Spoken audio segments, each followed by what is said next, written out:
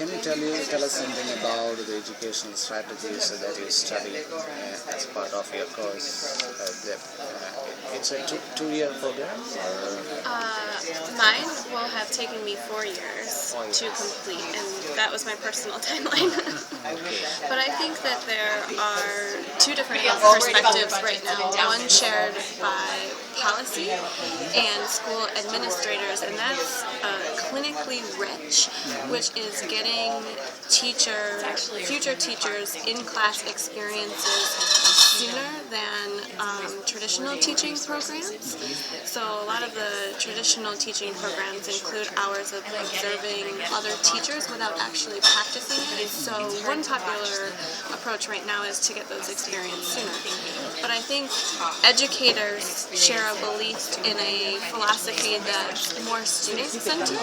So about using student discourse to drive instruction as opposed to teachers being the one with all of the knowledge, that students can actually construct knowledge in the classroom and have just as much to offer in the conversations as their teachers do. So you're talking about the language or strategy of language teaching or science and maths or both? It could be both.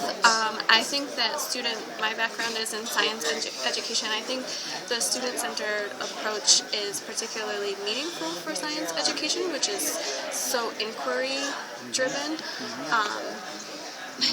So what sort of method you are adopting for construction of knowledge construction in the classrooms? Your question was what strategies? Yeah. Are specifically science and math or any classroom? New York State is actually undergoing big reforms in their curriculum right now, but I think it's still inquiry-driven, so raising questions and allowing students to come up with multiple ways of solving the same problem, which hasn't historically been done in schools before. So you give projects and assignments to the students to collect data, and how do you utilize these data in the classroom? Can you tell us something about the classroom process of that? So it's been 5 years now since I've been in a classroom, but in terms of using data to drive instruction, I think it's exactly what you said.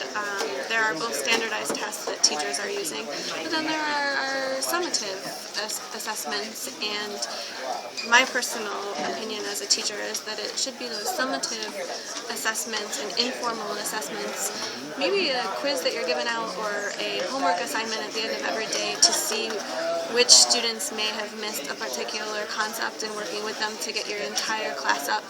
But then, I think one merit in standardized testing is we also want to know that students are getting the same access to knowledge across, whether it be our country or even globally.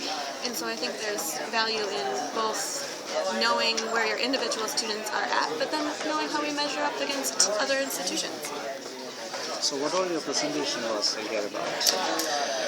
My presentation was actually about university-community partnerships, and some of my preliminary findings, I worked with a public and a private institution here in New York State, and I spoke with the administrators and the community partners involved in those partnerships, and I found that the outcomes and the motivations are being increasingly driven by wanting to prepare undergraduate students for jobs, as opposed to some historic conceptions of university with knowledge for knowledge's sake and lifelong learning, as well as civic preparation, that the job force and work readiness emphasis of higher education is supplanting those historic public good conceptions.